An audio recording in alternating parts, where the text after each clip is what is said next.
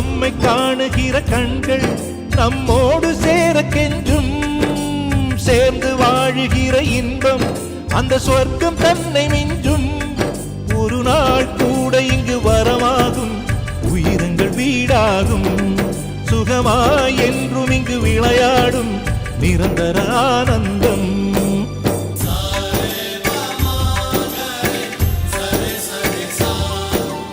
ஆசை ஆசையாயிருக்கிறதே இதுபோல் வாழ்ந்திடவே. பாச பூமழை பொழிகிறதே இதயங்கள் நனைந்திடவே.